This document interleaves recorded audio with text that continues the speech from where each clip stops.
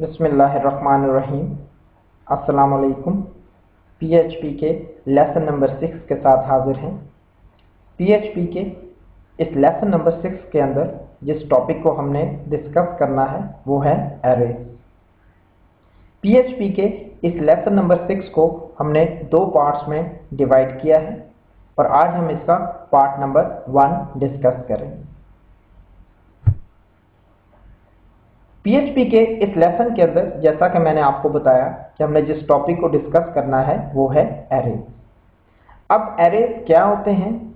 Basically array एक ऐसा special type का वेरिएबल होता है जो अपने अंदर एक से ज़्यादा वैल्यूज़ को स्टोर करने की सलाहियत रखता है। आई रिपीट कि एरे एक ऐसा स्पेशल टाइप का वेरिएबल होता है जो अपने अंदर एक से ज़्यादा वैल्यूज़ को स्टोर करने की सलाहियत रखता है।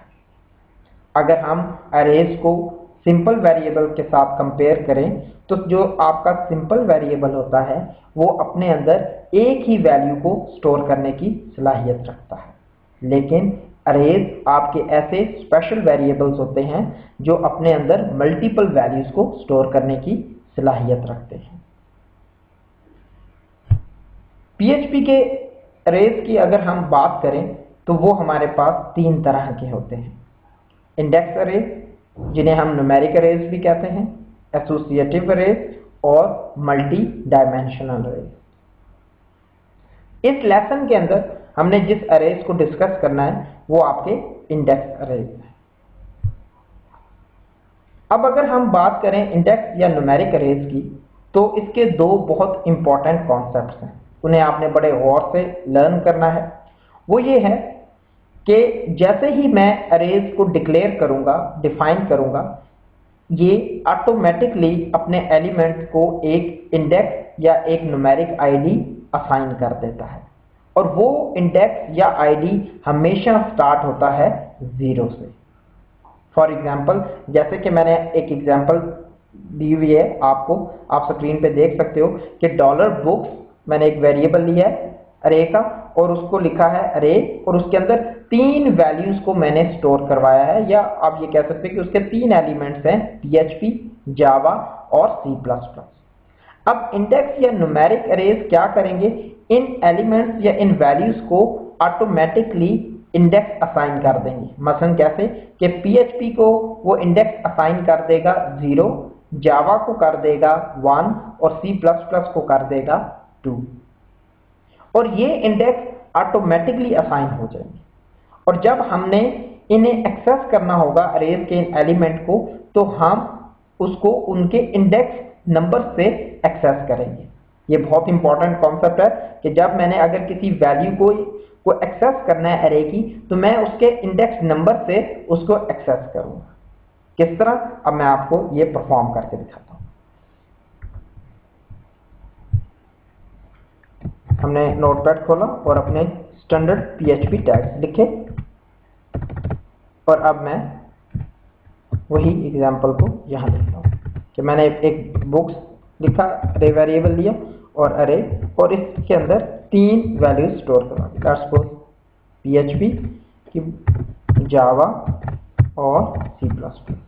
ये मेरे पास 3 बुक्स हैं और इन्हें मैंने $बुक्स को असाइन किया। अब $बुक्स के अंदर कितनी वैल्यू स्टोर होगी? 3, यानी कि PHP, जावा और C++। अब अगर मैं इनको एक्सेस करना चाहता हूं तो मैं इसके, जैसा कि मैंने आपको बताया, इंडेक्स नंबर के जरिए एक्सेस करूंगा। फॉर एग्जांपल, अगर मैं लिखूं इको $बुक्स और इंडेक्स 0, ये इसका सिंटैक्स है लिखने का कि $बुक्स, फिर बड़ी ब्रैकेट स्टार्ट, फिर इंडेक्स नंबर जिसको आप एक्सेस करना चाहते हो और फिर बड़ी ब्रैकेट क्लोज और सेमीकोलन। अब ये क्या करेगा कि जो इंडेक्स 0 पे वैल्यू पड़ी हुई है उसको प्रिंट करवा देगा, और इस वक्त इंडेक्स 0 पे जो वैल्यू पड़ी हुई है वो है PHP। देखिएगा, मैं इसको फाइल सेव करता हूं और इसका नाम मैंने lesson6.php रखा, सेव किया, और अब मैं इसको अपने ब्राउजर के अंदर करता हूं। देखिएगा, यहाँ मैंने लिखा lesson 6.php और एंटर प्रेस। जैसे ही एंटर प्रेस किया देखें कि आपको क्या वैल्यू आई है, php। अब अगर मैं यहां करता हूं 1 तो अब कौन सी वैल्यू आनी चाहिए, जावा। देखिएगा आप, यानी कि ये देखें, यानी कि क्या पता चला कि हम अरे को एक्सेस कर रहे हैं bye using their index numbers. ये देखिएगा, अब मैं 2 करता हूं तो अब क्या आना चाहिए, C++। देखिएगा, ये देखिए, क्लियर। तो इस तरह हमने अरे की अगर एलिमेंट्स को एक्सेस करना है तो हम उसके इंडेक्स नंबर्स के जरिए उन्हें एक्सेस कर सकते हैं। और ये इंडेक्स नंबर हमेशा कहां से स्टार्ट होगा, 0 से।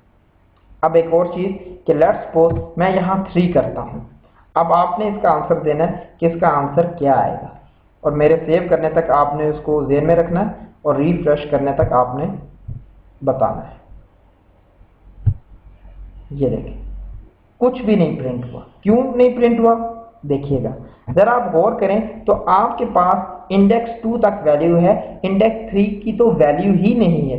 क्योंकि वैल्यू नहीं है इस वजह से उसने आपको ब्लैंक पेज शो करवा दिया कि जिस इंडेक्स के अगेंस्ट कोई वैल्यू एग्जिस्ट ही नहीं करती तो वो आपको क्या प्रिंट करवाएगा, लिहाजा उसने कोई प्रिंट नहीं करवाया।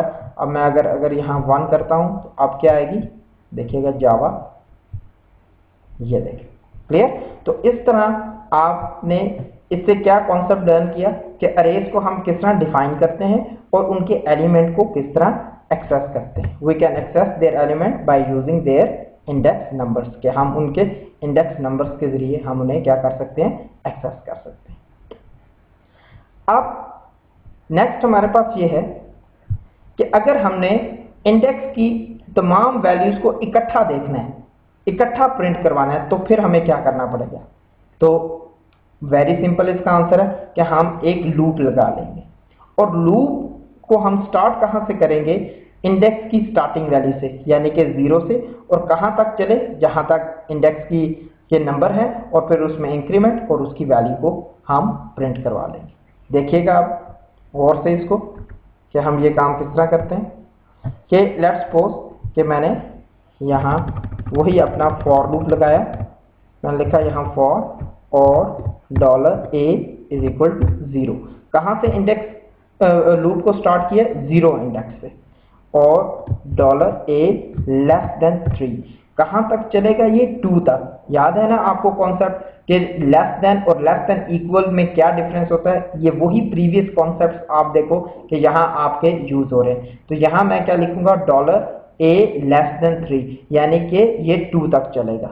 और फिर मैंने लिखा $a++ के उसमें इंक्रीमेंट करें, और इसकी लूप की बॉडी के अंदर मैं अरे की वैल्यू को प्रिंट करवाऊंगा। ये देखिएगा, अब आपने लिखा इको $books, और यहाँ आपने लिखा $a, और नीचे मैं BRP डाल देता हूँ ताकि वो नेक्स्ट लाइन के ऊपर उसके वैल्यूज आए, एक लाइन छोड़ के। ये देखिए, ये मैंने किया, इसको BR किया, और यहाँ मैंने ये सेव किया। अब मैंने इसको फाइल और सेव किया। अब जैसे ही मैं इसको रिफ्रेश करूंगा, आप देखोगे कि तीनों वैल्यूज आपकी स्क्रीन के ऊपर प्रिंट होंगी। देखिएगा, ये देखें, PHP, जावा और C++। अब ये कैसे एग्जीक्यूट हुए, मैं इसको आपको एक्सप्लेन करके देता हूँ। अब आप ये देखें कि सबसे पहले a की वैल्यू क्या हुई है, 0। अब 0 कंपेयर हुआ है, यहाँ 0 is less than equal to 0 is less than 3। ये ट्रू है कि फॉल्स, ये ट्रू है। जैसे ही ये ट्रू हुआ है, ये लूप की बॉडी के अंदर आया, और यहाँ आया $book सब 0 के प्रिंट करो $book सब 0 की वैल्यू को। तो 0 पे क्या पड़ा हुआ था, PHP, तो उसने क्या प्रिंट करवा दिया, PHP। नेक्स्ट चला a की वैल्यू में इंक्रीमेंट हुआ, तो a की वैल्यू क्या हुई, 1 होगी। 1 इज लेस देन 3, ये ट्रू है कि फॉल्स, ये भी ट्रू है। तो फिर लूप की बॉडी के अंदर आया $book सब 1 की वैल्यू को प्रिंट करो। तो 1 पे क्या पड़ा हुआ है, जावा, तो उसने क्या प्रिंट करवा दिया, जावा को प्रिंट करवा दिया। फिर नेक्स्ट इंक्रीमेंट हुआ, तो अब क्या वैल्यू हुई, 2 इज लेस देन 3, ये भी ट्रू है।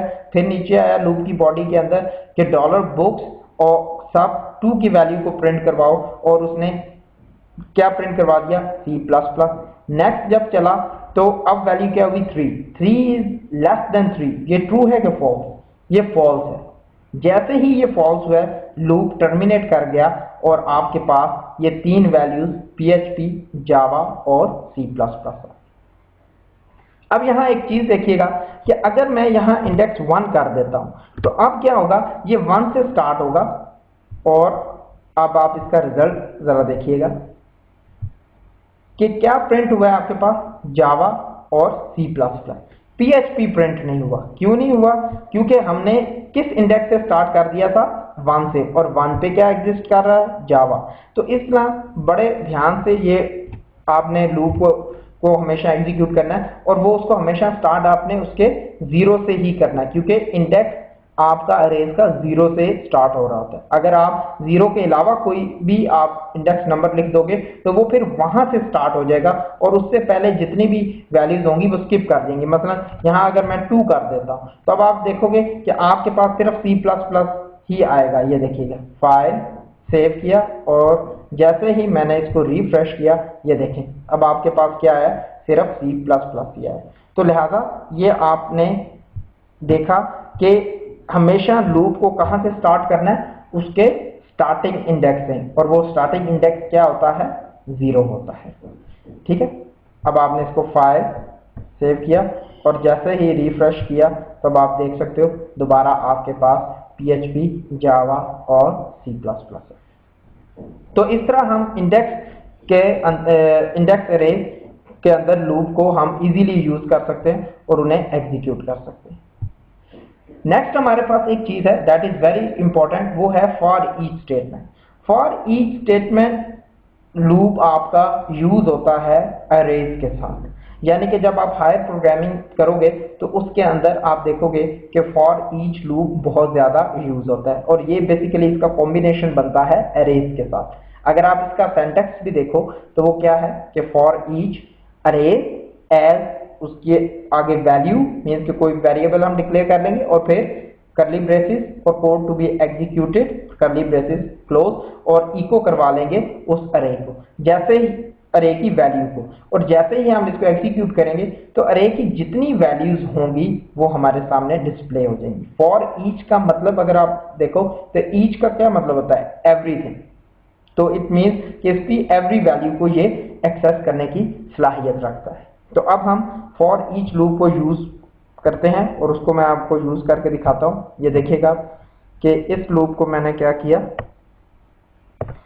डिलीट किया और अब मैंने लिखा for EACH each bracket start. अब अरे कौन सी है हमारी, $books एज वैल्यू। यहां हम कोई भी वेरिएबल दे सकते हैं, मैंने लिख दिया $वैल्यू, एक वेरिएबल ले लिए, वेरिएबल वैल्यू, और यहां अब मैंने इसकी बॉडी स्टार्ट की और यहां मैंने लिखा इको $वैल्यू और उसी तरह नीचे BR भी दे दिया, ब्रेक का लाइन, यानी कि नेक्स्ट लाइन के ऊपर आपकी वैल्यू आ जाए। ये देखिए अब मैंने फाइल सेव की। अब जैसे ही सेव करूंगा ये देखिएगा कि ये ईच वैल्यू ऑफ अरेज को प्रिंट करवा देगा। ये देखिएगा कि जैसे ही मैं इसको एग्जीक्यूट करूंगा ये देखिए सेम रिजल्ट के PHP, जावा और C++। अब मैं इसमें एक छोटी सी चेंजिंग करता हूं। ये देखिए कि लेट्स सपोज मैं एक बुक का और इजाफा कर देता हूं, मैं लिख देता हूं ASP। ये देखिए तो अब क्या होगा कि कितने एलिमेंट्स आएंगे आपके पास, जितने वैल्यूज मैंने अरेज के अंदर स्टोर की हुई हैं वो सारी की सारी आ जाएंगी। ये देखिएगा कि एक का इजाफा किया है मैंने बुक का, तो देखिएगा ये देखें वो ASP भी ऑटोमेटिकली यहाँ आ गई। तो ये आपका फॉर ईच लूप होता है कि जो हम अरेज के साथ यूज करते हैं, जो अरेज की तमाम वैल्यूज को एक्सेस करने की सलाहियत रखता है। इसका सिंटैक्स क्या है, फॉर ईच आपने अरे देनी है एज वैल्यू, फिर उसकी बॉडी और उसमें उस वेरिएबल के अंदर जो भी वैल्यूज होंगी जैसे ही आप उसको इको करोगे वो सारी की सारी आपकी डिस्प्ले हो जाएंगी। मसलन अगर मैं बाकी वैल्यूज को यहाँ ख़त्म कर देता हूँ, ये कर देता हूँ और अब आप इसको सेव करो तो अब आप इसको जैसे ही रिफ्रेश करोगे देखें आपके पास 2 वैल्यू। ये बहुत ही आसान और सिंपल है कि यहाँ आपको कोई इंडेक्स नंबर को बताने की कोई ज़रूरत नहीं है कि कहाँ से स्टार्ट हो कहाँ तक जाए, क्या इंक्रीमेंट है डिक्रीमेंट हो, कुछ ऐसा करने की ज़रूरत नहीं है। इस वजह से ये बहुत ही सिंपल और बहुत ही इजी आपका फॉर ईच लूप है कि आप फॉर ईच और आगे अरे एज वैल्यू और इको, जैसे ही उसकी वैल्यूज़ को आप इको करोगे वो तमाम वैल्यूज़ को प्रिंट करवा देगा जितने भी अरेज के अंदर हैं। तो ये आपके बेसिकली क्या है, इंडेक्स अरेज हैं जिन्हें हम अपने प्रोग्रामिंग के अंदर यूज़ कर सकते हैं।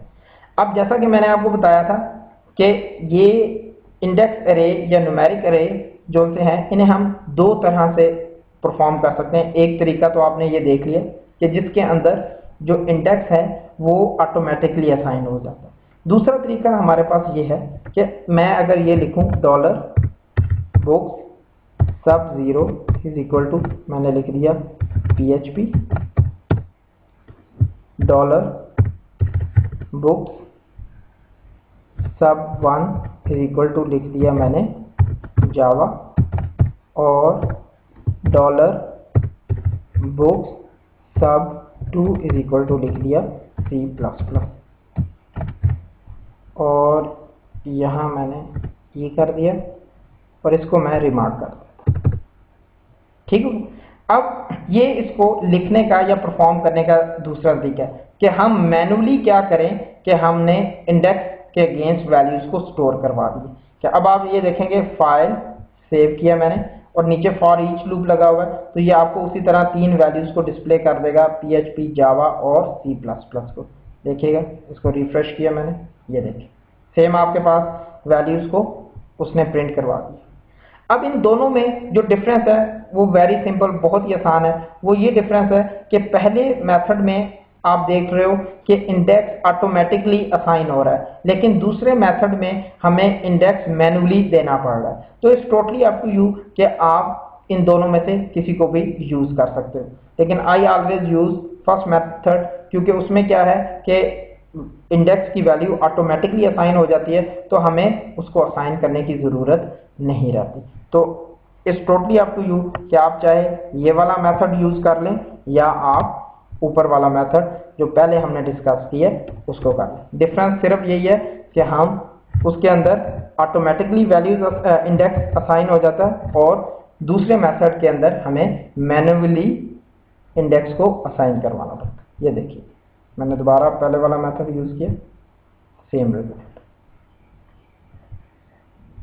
क्लियर? तो इस तरह हमने इस लेक्चर नंबर 6 के अंदर क्या डिस्कस किया कि व्हाट इज अरे, के अरेज क्या होते हैं, इंडेक्स अरेज या न्यूमेरिक अरेज जिन्हें हम कहते हैं वो क्या होते हैं, और फॉर ईच लूप किस तरह काम करता है और किस तरह हम उसको यूज कर सकते हैं। आपने जो मैंने आपको आज इस लेक्चर के अंदर करवाया आपने उसको परफॉर्म करना है ज़्यादा से ज़्यादा, ताकि आपका कॉन्सेप्ट ज़्यादा से ज़्यादा क्लियर हो। आप हमारा फेसबुक पेज भी ज्वाइन कर सकते हो। आप उर्दू IT अकेडमी के ऊपर कोई भी अगर आपका कोई क्वेश्चन है आप ज़रूर उसको प्लेस करें, मैं इंशाल्लाह ताला उसका जवाब देने की पूरी कोशिश करूँगा। और आपने जो इस लेक्चर के अंदर लर्न किया है उसको आपने एक बार ज़रूर रिवाइज करना है। इंशाल्लाह नेक्स्ट पार्ट के अंदर हम एसोसिएटिव अरे और मल्टी डायमेंशनल अरेज को देखेंगे। शुक्रिया।